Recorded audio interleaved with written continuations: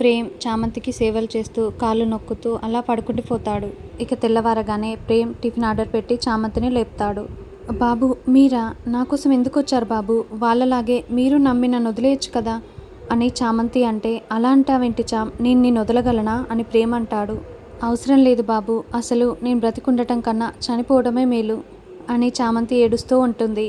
చామ్ ఏంటా మాటలు, చనిపోయేంతగా నువ్వేం తప్పు చేశావని ప్రేమ్ అంటే, నేనేం చేయకపోయినా కూడా అయ్యగారంత మాట అన్నాక ఇంక నేనెందుకు బ్రతికుండాలి బాబు అని చామంతి అంటుంది. చూడు చామ్, నాన్న చుట్టూ ఉన్న పరిస్థితులే అలా ఉన్నాయి. అలా అని నాన్న నిన్ను అనుమానిస్తున్నట్లు కాదు. ఆయన ఏదో అన్నారని నువ్వు బాధపడకు చామ్ అని ప్రేమ్ అంటే, లేదు బాబు, నాకు ఈ జీవితం మీద విరక్తి పుడుతుంది. నాకు ఈ బ్రతికే వద్దనిపిస్తుంది. నేను ఉండలేను బాబు, నేను బ్రతకను, చచ్చిపోతాను అని చామంతి వెళ్ళబోతుంటే ప్రేమ్ అడ్డుకొని ఒక్కసారిగా చెంప పగలగొడతాడు. చెప్తున్నా వినవేంటి, ఇంక నేనేం చేయాలి? చచ్చిపోతావా? చచ్చిపోవటానికేనా మా ఇంటికి వచ్చింది? చచ్చిపోవటానికేనా కష్టపడి చదివి లాయర్ అయింది? చచ్చిపోవటానికేనా అన్యాయంగా మీ నాన్నలాగా జైలు పాలైన వారిని బయటకు తీసుకొస్తానని చెప్పింది? 10 మంది కోసమైనా బ్రతికుండాలని చెప్పింది నువ్వే కదా. ఇది కరెక్ట్ కాదు చామ్. జీవితంలో మనం ఎన్నో కోల్పోవచ్చు, కానీ మన ధైర్యాన్ని మాత్రం కోల్పోకూడదు. ఆ ధైర్యాన్ని గనక మనం నిలబెట్టుకుంటే అన్నీ మనల్ని వెతుక్కుంటూ వస్తాయి. అర్థమైంది కదా చామ్, ఫస్ట్ ఫేస్ వాష్ చేసుకో అని వాటర్ బాటిల్ని చామంతికి ఇస్తాడు. తర్వాత ప్రేమ్ దగ్గరుండి మరి చామంతికి టిఫిన్ తినిపిస్తాడు. చూడు చామ్, నువ్వు ఒక సాధారణ చామంతిలా ఆలోచించకు, లాయర్ చామంతిలా ఆలోచించు. నీ దగ్గరికి ఎవరైనా ఏదైనా సమస్యతో వస్తే ఆ సమస్యని నువ్వెలా పరిష్కరిస్తావో అలా నీ మైండ్ని నువ్వే మార్చుకోవాలి. మనకి భయం కంటే ముందు ఆ సమస్యని తెలివిగా ఆలోచించే పరిష్కారం దొరికినప్పుడు అసలు ఆ భయం అనేదే ఉండదు. ఇప్పుడు చెప్పు చామ్, అసలు ఏం జరిగిందని ప్రేమ్ అడుగుతూ ఉంటాడు. నిన్న నేను గుడికి వెళ్తున్నప్పుడు ఒక అతను నన్ను ఫాలో అవుతున్నట్లు అనిపించింది. వెళ్ళి అతన్ని అడిగాను కూడా. అప్పుడు అతను బండి రిపేర్కి వచ్చింది, గుడికి వెళ్తున్నానని చెప్పాడు. తర్వాత వాడు గుళ్ళో కూడా కనిపించాడు. తర్వాత నేను గుడి బయటికి వచ్చిన తర్వాత వాడు నేను మెడలో ఉన్న గొలుసుని లాక్కొని వెళ్ళిపోయాడు. వాని వెనకాలే ఫాలో అవుతూ నేను కూడా వెళ్ళాను. ఓకే, ఇంతకీ గెస్ట్ హౌస్కి నువ్వెలా వెళ్ళావు అని ప్రేమ్ అంటే, గుడి దగ్గర ఒక ఆటో ఎక్కి ఆ ఆటోలోనే వాడిని వెంబడించాను అని చామంతి చెప్తుంటే, ఆ ఆటో అతను నీ మెల్లో వాడు గొలుసు లాగినప్పుడు చూశాడా అని ప్రేమ్ అంటే, చూశాడు బాబు అని చామంతి చెప్తుంది. అయితే అతని సాక్ష్యం మనకు ఉపయోగపడుతుందని ప్రేమ్ అంటాడు. ఆ ఆటో డ్రైవర్ నన్ను అక్కడికి వెళ్ళొద్దు, ఆ ప్లేస్ మంచిది కాదని చెప్పాడు అని చామ్ అంటే, గొలుసు కోసం ఇంకేం పట్టించుకోకుండా వెళ్ళావు అంతే కదా అని ప్రేమ్ అంటాడు. అవునని చామంతి అంటుంది. నీ మంగళసూత్రంపై నీకున్న తపన బాధ నాకు అర్థమవుతుంది చామ్. దాన్ని నువ్వు దక్కించుకోవటానికే ఇంకేం ఆలోచించకుండా వెళ్ళిపోయావని నాకు అర్థమవుతుంది. కానీ నువ్వు చెప్పవు. ఈ పరిస్థితుల్లో నిన్ను అడిగి ఇబ్బంది పెట్టడం నాకు ఇష్టం లేదు అని ప్రేమ్ అనుకుంటూ ఉంటాడు. ఏమైంది బాబు అని చామంతి అంటే, అదే ఆ ఆటో అతని సాక్ష్యం మనకి ఉపయోగపడుతుందని చెప్పాను కదా, అతని నెంబర్ ఏమైనా ఉందా?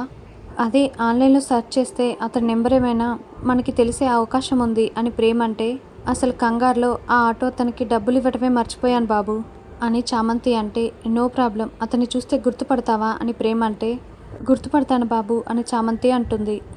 సరే మరి లోపలేం జరిగింది అని ప్రేమ్ అడగటంతో ఇక చామంతి జరిగిన విషయం మొత్తం ప్రేమ్తో చెప్తుంది. ఇదంతా విన్న చామ్, ఎవరో నిన్ను కావాలని అందులో ఇరికించేలా కుట్ర చేశారు అని ప్రేమ్ అంటే, అవును బాబు, అసలు నేను ముందే గ్రహించలేకపోయాను అని చామంతి అంటే, డోంట్ వర్రీ చామ్, నువ్వేం ఫీల్ అవ్వకు. పోలీస్ స్టేషన్లో మనకిచ్చిన టైం లోపల ఈలోపు ఆటో అంతన్ని పట్టుకుందాం. నీ గొలుసు లాగిన వాడు గుళ్ళో కూడా కనబడ్డాడని చెప్పావు కదా, వెంటనే గుడికెళ్ళి సీసీటీవీ ఫుటేజ్లో వాడెవడో కనిపెడదాం. తర్వాత వాడిని ఎలా పట్టుకోవాలో చూద్దామని ప్రేమ్ అంటాడు. ఇంకోవైపు రమాదేవి, రోజా, నిషా, హర్ష అందరూ డైనింగ్ టేబుల్ దగ్గర కూర్చుంటే చంద్రిక వాళ్ళకి టిఫిన్ వడ్డిస్తూ ఉంటుంది. అప్పుడే హర్ష చామంతి గురించి ఆలోచిస్తూ టిఫిన్ తినకుండా పైకి లేస్తాడు. ఏమైంది హర్ష అని రమాదేవి అంటే, నాకేం తినాలనిపించట్లేదని హర్ష చెప్తాడు. హెల్త్ బాలేదా మామయ్య అని రోజా అంటే, మనసు బాలేదమ్మా అని హర్ష అంటాడు. ఏ విషయంలో అంకుల్ అని నిషా అంటే, చామంతి విషయంలో. తన పట్ల నేను తప్పు చేశానా అని అనిపిస్తుంది. తన మీద ఎందుకు అపోహపడ్డానా అని నా మనసు నన్ను తొలిచేస్తుంది అని హర్ష అంటే, ఏంటి హర్ష అర్థం పర్థం లేకుండా మాట్లాడుతున్నావు? అసలు ఆ చామంతి గురించి ఆలోచించడమే వ్యర్థం అనుకుంటే తప్పో ఒప్పో, అసలు ఆ బరి తెగిన దాని గురించి ఎందుకంతలా ఫీల్ అయిపోతున్నావు అని రమాదేవి అంటే, అదే కదా, అది చేసిన నీచపు పనిని టీవీలో చూసిన తర్వాత కూడా మీ కళ్ళని మీరే కప్పేసుకుంటున్నారంటే ఎలా అంకుల్ అని నిషా అంటుంది. విన్నావు కదా హర్ష, అందరికీ అది తప్పు చేసిందనే అనిపిస్తుంది. అనిపించటం ఏంటి, ఆ చామంతి నిజంగానే తప్పు చేసింది. అదే నిజం, దాన్నే నమ్ముతావు, ముందు టిఫిన్ చేయని రామాదేవి అనటంతో హర్ష కోపంగా అక్కడి నుండి వెళ్ళిపోతాడు. అంకుల్కి ఆ పనిదాని మీద అంత సింపతి ఏంటో నాకు అర్థం కావట్లేదు ఆంటీ అని నిషా అంటే, అదే కదా నిషా, ప్రేమ్కి కూడా పని వాళ్ళ మీదనే సింపతి. ఈ తండ్రి కొడుకులు ఇద్దరికీ పని వాళ్ళని నెత్తిన పెట్టుకోవడమే అలవాటు. వాళ్ళు తప్పు చేసినా సరే వీళ్ళే ముందు బాధపడిపోతుంటారు. మన కర్మ ఏం చేస్తాంలే అని రామాదేవి అంటుంది. అది కేసు నుండి ఎలా బయటపడుతుందో ఏంటో, వేరేలా చేసుండొచ్చు కదే, దరిద్ర ప్లాన్ వేసింది నిషా అని రోజా అనుకుంటూ ఉంటుంది. ప్రేమ్ చాములు గుడిలోపలికి వెళ్ళగానే అప్పుడే శర్మగారు అక్కడికి వచ్చి, అమ్మ చామంతి, నిన్న టీవీలో చూశానమ్మా, చాలా బాధేసింది. నిన్న అన్యాయంగా ఎవరో ఈ కేసులో ఇరికించారమ్మా అని శర్మగారు చెప్తుంటే చామంతి చాలా ఏడుస్తూ ఉంటుంది. మా ఇంట్లో వాళ్ళకన్నా మీరే చామంతిని బాగా అర్థం చేసుకున్నారండి. చామంతిని ఇరికించిన వాళ్ళని ఎలాగైనా పట్టుకోవాలనే ఇక్కడికి వచ్చాం శర్మగారు. నిన్న చామంతి గుడికొచ్చినప్పటి నుండి సీసీటీవీ ఫుటేజ్ చూడాలి పంతులు గారు అని ప్రేమ్ చెప్పటంతో, తప్పకుండా పదండి చూద్దామని శర్మగారు తీసుకువెళ్తాడు. బాబు, నిన్నటి సీసీటీవీ ఫుటేజ్ చూపించు అని శర్మగారు అడగటంతో, అలాగేనండి అని అక్కడ కూర్చున్న వ్యక్తి ఆ సీసీటీవీ ఫుటేజ్ని చూపిస్తాడు. ఇక అందులో రౌడీని చూసి చామంతి, బాబు వాడే బాబు అని ప్రేమ్కి చెప్పటంతో ప్రేమ్ తన మొబైల్లో ఫోటో తీసుకుంటాడు. వీడేనా అమ్మ నీ జీవితంతో ఆటలాడుకోవాలని చూసిన నీచుడు? ఆ తల్లి తప్పకుండా వీడిని పట్టిస్తుందమ్మా, నీ మీద నిందపోయి నువ్వు స్వచ్ఛంగా బయటకు వస్తావు, ధైర్యంగా వెళ్ళండి బాబు అని పంతులు గారు చెప్పటంతో ప్రేమ్ చామంతులు బయటకు వస్తారు. చామ్, వాడు ఎలా ఉంటాడనేది ప్రూఫ్ దొరికింది. ఇప్పుడు వాడు ఎక్కడుంటాడన్నది తెలుసుకోవాలి. ఆ ఆటో అతను ఆ ప్లేస్ మంచిది కాదని చెప్పాడని చెప్పావు కదా, వాడు డైరెక్ట్గా ఆ హౌస్ లోపలికి వెళ్ళిపోయాడంటే వాడికి డైలీ ఆ ప్లేస్ అలవాటైనట్లు అనిపిస్తుంది. ఆ ఆటో అతనికి ఆ ప్లేస్ తెలుసు కాబట్టి వీని ఫోటో చూపించి అతన్ని అడిగామే అనుకో, ఒకవేళ అతనికి తెలుసుంటే మనకి వీని పట్టుకోవటం ఈజీ అవుతుంది. అప్పుడు వీడి వెనక ఎవరున్నారనేది ఖచ్చితంగా బయటపడుతుంది. పద చామ్ అని ఇక ప్రేమ్ చామంతులు ఇద్దరు బైక్పై ఆ ఆటో అతని కోసం వెతుకుతూ ఉంటారు. హర్ష తన గదిలో బాధపడుతుంటే చంద్రిక హర్ష దగ్గరికి వెళ్తుంది. బాబుగారు, చామంతి అలాంటిది కాదని మీ మనసుకి తెలిసినా కూడా పైకి మాత్రం చెప్పలేక మీరు లోపల నరకం అనుభవించారని నాకు అర్థమవుతుంది. మీరు లోపల ఎంత మదన పడుతున్నారో నాకు తెలుస్తుంది. చామంతి మీద నాకు నమ్మకం ఉంది.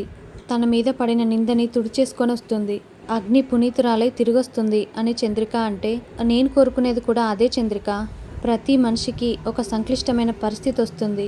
ఆ పరిస్థితి వచ్చినప్పుడు ఆ మనిషి ఎటూ మాట్లాడలేడు. ఆ పరిస్థితి నాకెప్పుడూ రాకూడదనుకున్నాను, కానీ వచ్చింది. అందుకే చామంతి విషయంలో ఏం చెప్పలేకపోయాను.